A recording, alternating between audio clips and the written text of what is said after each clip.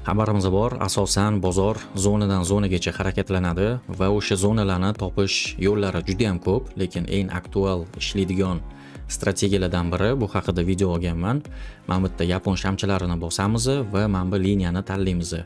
Kichkina time frame ni ko'radigan bo'lsak, pamehalar juda ham ko'p. Tushunmay qolasizlar, qaysi zona kuchli, qaysi biri kuchsiz. O'shaning uchun time frame ni kamida bir kunlikka qo'yamiz. Mana bu yerda bo'lmaydi, tushunarliroq bo'lyapti. Va tarixga qarab turib biz o'sha zonalarni belgilaymiz. Mana bu yerda A yoki V turishi kerak. Mana bunaqa A, ya'ni mana bunga o'xshagan, mana bunga o'xshagan yoki mana bunaqa katta V. Qancha katta bo'lsa, o'shancha kuchli zona bo'ladi. Mana bu yerda ham V bor, lekin mana bu yerda ham katta V bor. Mana shu kattasi kuchliroq hisoblanadi. Xo'p, endi tarix bo'yicha mana shu zonalarni belgilaydigan bo'lsak, mana bu yerdan boshlaymiz. Mana shu narxga eng yaqin joydan mana bu yerda to'xtash bo'libdi, mana bu yerda to'xtash bo'libdi, mana bu yerda, mana bu yerda ko'rasizlar, mana bu yerdan ham narx qaytib kelgan. Mabodo kimdirga ko'rinmayotgan bo'lsa, bundan belgilab chiqaman. Bu yerdan pastdan tepaga to'xtatgan, bu yerdan V ni to'xtatgan, bu yerdan A bo'lib, bu yerdan ham A bo'lib to'xtalgan. Bo'ldi. Endi pastki zonalarni ko'rib chiqadigan bo'lsak, bay zonalarni bu yerda ham juda ham ko'p, lekin kichkina zonalar 1, mana bu yerda 2, mana bitta liniya bo'yicha ketgan.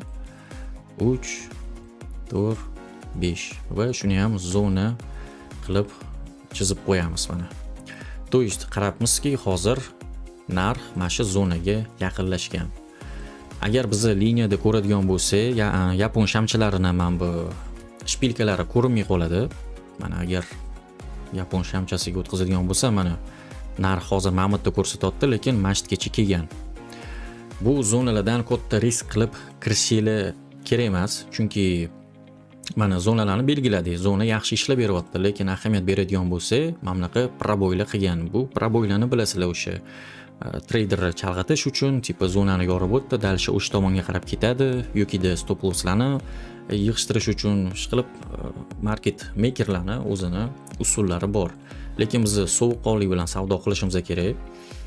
Xo'p, mabodo zonalar ko'payib ketadigan bo'lsa, ja ko'p bo'ladigan bo'lsa, time frame yana ham kattaroq qilishingiz mumkin. Qaysi o'sha aktivda ishlaydigan bo'lsanglar, hozir tillarda ko'rsatyapman. Masalan, bir haftalikka qo'ysanglar, mana bu yerda uje bo'lmaydi, tushunarliroq bo'lib qoldi. Mana tepadan yaxshi to'xtash bo'lgan, pastda uje zonamiz juda ham uzoq, bu yoqqacha kuta olmaymiz, chunki juda ham katta masofa, o'shaning uchun bir kunlik time frame ga qo'yib turib ko'rib chiqamiz. Xo'p, hozir juda ham yaxshi zonada turibdi. Bu yerda bitta narsa, endi tasdiqni kutish kerak. Endi tasdiq men как shamchalar bilan ishlayman yoki razворотный figuralar bilan ishlayman. Shu yerdan masalan tasdiq ko'rsam bayga kirardim. Hozir mana kelinglar time frame masal kichkinaroq qilamiz, 4 soatlik yapon shamchilariga o'tkazsak, mana misol uchun mana shundan bayga kirardim. Tasdiqni 30 minutlikda ham ko'rishimiz mumkin. Men bitta bilmadim, W chizayotgan bo'lishi mumkin. Mana bunday qilib turib. Hop, bu yerda shamcha yopilish kerak. Endi mana bu kichkina zonani tepachasida mashitda yopilib, keyingisi ochilsa, dalshi bemalol masjidgacha ishlab olishimiz mumkin bo'ladi. Hop. Dalshi ko'rib chiqadigan bo'lsa, liniyaga qo'yib qaytamiz o'zimizning zonamizga. Mabodo shu zonani yorib o'tadigan bo'lsa, boya ko'rganinglardek shpilka qoldirish mumkin, bozor chalg'itib, lekin shamlar haqida video olganman. Qaysi tomonga qarab yorib o'tsa, qaysi time frame da o'sha yerga qarab ketish ehtimoli yuqori bo'ladi deb. Demak, bu yerda mabodo stop losslarni oladigan bo'lsa, minusda yopib yuboringlar, chunki bilasizlar, keyingi zona yana ham uzoqroq bo'ladi. Bu ishlaydigan strategiya. Qancha OK traderlar shu strategiya bo'yicha ishlagan, bu haqida video ham olganman. O'z vaqtida shu nima degan SNR bilan ishlaganman va sizlarga ham maslahat beraman. Bu har doim ishlagan va keyinchalik ham ishlaydi degan umiddaman. Xo'p, keyingi zonamiz qancha ko'p to'xtashi bo'lsa, mana bunaqa A bilan V o'shancha kuchli zona bo'ladi. Hop, bu yerda dalshi mana shu yerda bor ekan, mana keyingi zonamiz mana shu yerda. Chunki mana bu yerda bir to'xtagan, mana bu yerda pastdan tepaga to'xtatgan, bundan pastdan tepaga bo'ldi. 3 ta to'xtash bo'lgan, lekin baribir ham bu zona hisob bo'ladi. Tak.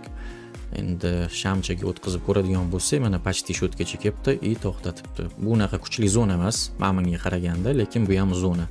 Agar mana shu hozirgi turgan zonani yorib o'tadigan bo'lsa, katta ehtimol bilan bo'ldi, bu zona уже kuchda bo'lmaydi, chunki juda ham ko'p test qilingan va o'zini kuchini yo'qotadi. Dalshi, mabodo kimdir bayga ishlayman desa, mana kuchliroq zonalar pastda bor. Agar tak kattaroq time frame da ko'rinmadi.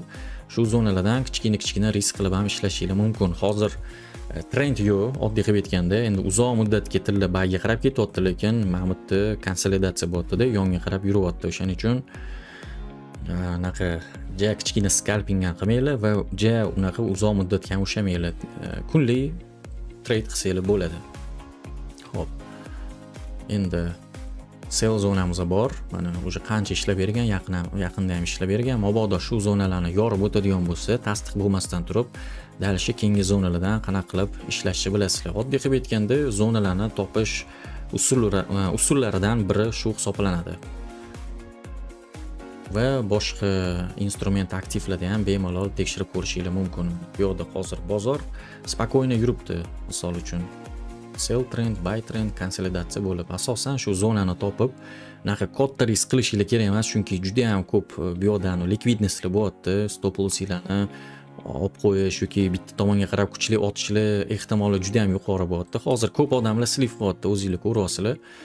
Inaqa 30-40 pips bu zonalar bilan ishlay olmaysizlar. Mana ishlasanglar normalniy bir 100-200 punkt ham ishlab olishingiz mumkin. Mana bilasizlar, naqa scalping bilan shug'ullanmayman. Sizlarga ham buni maslahat bermayman. Hammaga omad, charchamanglar.